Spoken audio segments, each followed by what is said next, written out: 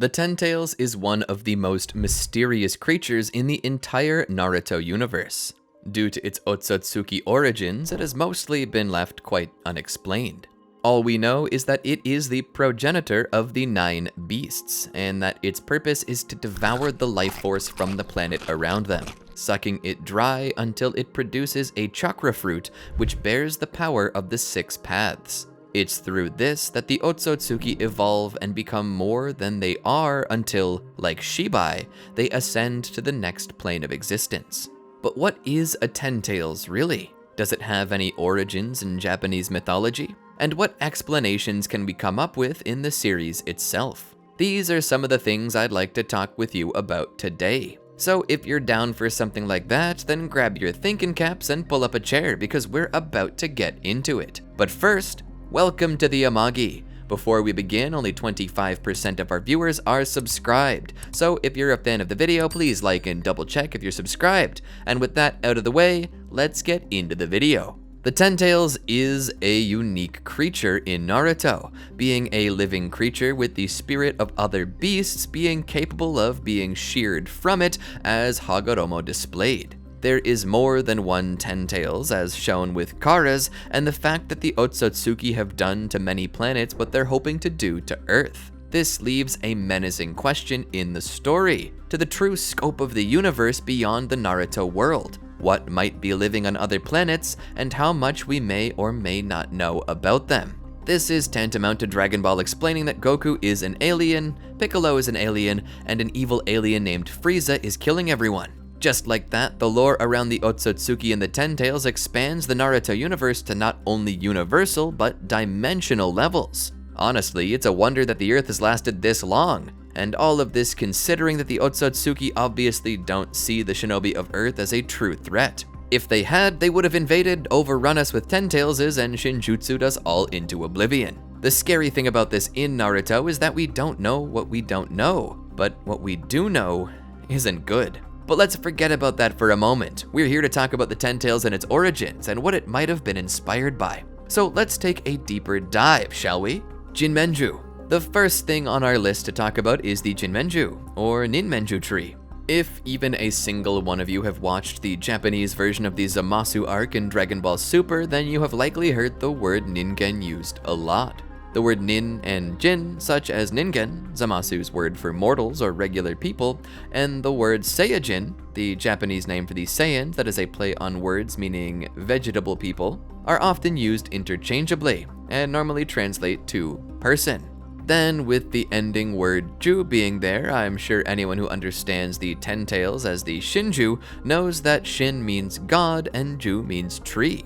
So if you don't know where I'm going with this, the Jinmenju literally means human-faced tree. You'll have to forgive me, but sometimes I enjoy a little etymology. Basically, this creature is a tree that appears to grow faces, either as a fruit or as the head of a flower. What's special about this tree that makes me think it was the origin behind the Ten-Tails? Well, honestly, just the face part. All they really do is sprout face-shaped fruits that sometimes smile at you and laugh when you laugh.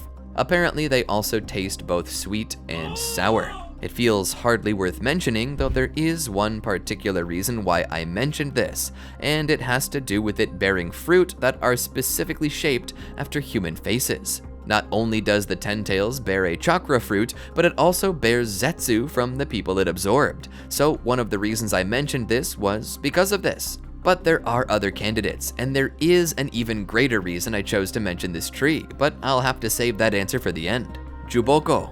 The Juboko holds an even greater resemblance to the Ten-Tails than the previous candidate did. The Juboko is a legendary tree that can generally be found at sites of great battles or massacres. I'm sure Itachi created a fair number of these. Supposedly, if the blood of over 1,000 men sinks into the earth and is absorbed by the roots of a tree, it will bring the tree to life and transform it into a type of yokai that will crave only the blood of humans. Supposedly, the area around a Juboko is covered in sun-bleached bones that can only be noticed when one draws near. So near, in fact, that they can add to the pile. The Juboko will reach out with its long branches, grasp its target, and lift them into the air, piercing their body with branches like tubes and drain the humans dry. and there the human remains, until birds pick the flesh clean and decomposition allows the dried out skeleton to fall to the ground. Funnily enough, this yokai only seems to want the blood of humans, because unless the birds are too nimble to catch, the tree has no interest in snaring a bird, which more than likely would fly into the tree and rest. But alas, I'm sure you can see why I felt this was a candidate for the Ten-Tails. It literally sucks the life out of you, which is exactly what the Ten-Tails does, though it generally sucks out chakra, not blood. That being said, in China, they believe in a spiritual energy called qi, which supposedly flows through the blood, so there could be a reason it sucks blood. Not because it wants the biological stuff, but the qi that exists within it. But despite qi, or ki as it's known in Japanese, being a more Dragon Ball energy source, I know I keep making too many Dragon Ball references, it's still analogous to chakra, because in certain Eastern mythologies, chakras are certain gates that regulate the flow of qi.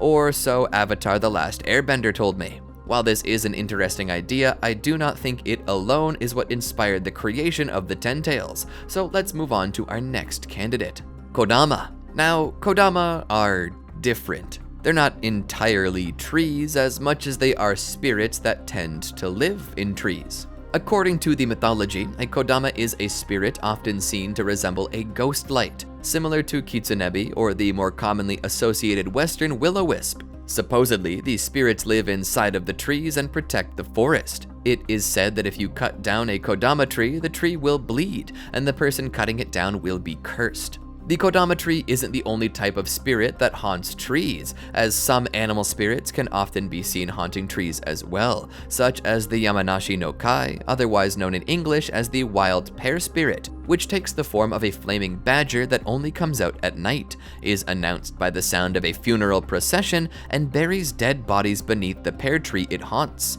The reason I mention this is because of how similar to the Kodama it is, and how much it reminds me of a tailed beast. But that being said, the Kodama are very different from living trees as much as they are possessed trees. However, there is a reason why I chose this. Do you all remember when Kaguya faced off against Naruto and Sasuke and took her tailed beast form in her dimension? She appeared not as a giant tree, but as a rabbit. This appears to be the true form of the Ten-Tails and exists as the spirit within the tree form. This could very well insinuate that the form we see isn't as much of a creature itself, but a wooden shell that merely holds the Ten-Tails. This would explain why, when the Ten-Tails was split into 9 beasts, the husk remained. It can only be revived when all of the spirits inside are returned. Now, there's actually one more creature I'd like to take a look at to guess the origin of the Ten-Tails, and I'm sure it won't be entirely a surprise to you. The Gyokuto, or sometimes called the Suki no Usagi, is a well-known creature in Eastern mythologies, often translated in English as the moon rabbit. The legend is not too dissimilar from the man in the moon legend that Westerners have. It comes from looking at the craters on the surface of the moon. To the Chinese and the Japanese, they didn't see a man though. Instead, they looked at the dark spots and thought it looked like a big rabbit with a mortar. So a legend began to form around this creature. According to the ancient Chinese, the moon is the home of an ancient spirit named Chang'e, who lives there in a palace with her pet Yutu, who is a cute white rabbit. According to the mythology, Yutu uses a giant mortar and a wooden pestle to create all manner of treats, such as mochi. But among the things it creates is the elixir of life, which the immortals drink to live forever. Furthermore, according to the old Chinese novel Journey to the West, Sun Wukong and his posse encounter a demoness while traveling through India.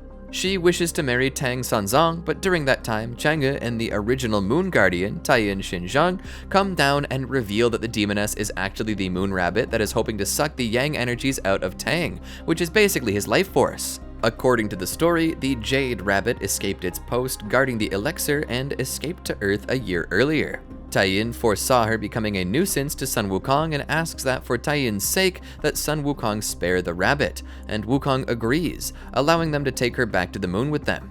Now, I'm certain you can see some similarities here. The rabbit, once on the moon, broke its seal, came to Earth in the form of a beautiful woman in hopes of sucking the life force out of someone. It's then defeated and sent back to the moon where it's sealed up once again. Many manga and anime series take inspiration from Journey to the West, and I'm sure Naruto is no different. Especially considering that Hiruzen's personal summon is called the Monkey King Enma, and transforms into a giant staff that expands. It would only make sense to think so. On some occasions, one might think that the Otsutsuki are actually the rabbits though, as they definitely have a bit of a rabbit motif about them. Their horns often resemble rabbit ears, and the tone of their skin is similar to that of a white rabbit. But if the Otsutsuki are the rabbits making the elixir, does that not mean that the Ten Tails is merely the wooden pestle that they use? Well, one could interpret it that way, but I might be a little different on this. First off, I want to say that I think the Ten Tails and the Otsutsuki aren't entirely that different. If you recall, a Ten Tails can become sentient and take on a human form. And what is it that they look like when they do? That's right, Otsutsuki. My belief is that the Otsutsuki all started out as Ten Tails until at some point their race propagated enough to learn how to become more than just trees. They became people, just like Jura and his bunch, and from continuing on they began to spread, evolve further, and become what they are today. In fact, I'd hedge a small bet that Shibai was the first god tree to evolve into an Otsutsuki. I mean, after all, being the first and only Otsutsuki god, we can't assume that all Otsutsuki have failed like Ishiki, Kaguya, Momoshiki, etc. Naruto doesn't exist on every planet, and surely their success rate on other planets is near 100%. So for Shibai to be the only Otsutsuki god tells us something. He's perhaps the oldest Otsutsuki, maybe even the first. But you know, a lot of that journeys into speculation, and frankly, that's not what this video is really supposed to be about. All I'm saying is that the Otsutsuki and the Ten Tailses are inexorably linked, and very well may originate from each other in some way. I mean, wood release exists and seems to be something Ten Tailses all possess, and some Otsutsuki can develop it, and at this point I'm assuming Hashirama was partially Otsutsuki because you just can't explain him otherwise. Regardless, the reason I mentioned earlier that I wanted to show you all of these possible candidates wasn't because I thought they were just good candidates and needed more stuff to talk about. I mean, I guess that was part of it, but it does go deeper. I did so because I believe that every single one of these things I mentioned here today in some way, shape, or form contributed to the creation of the Ten Tails, and that makes it all important to the lore.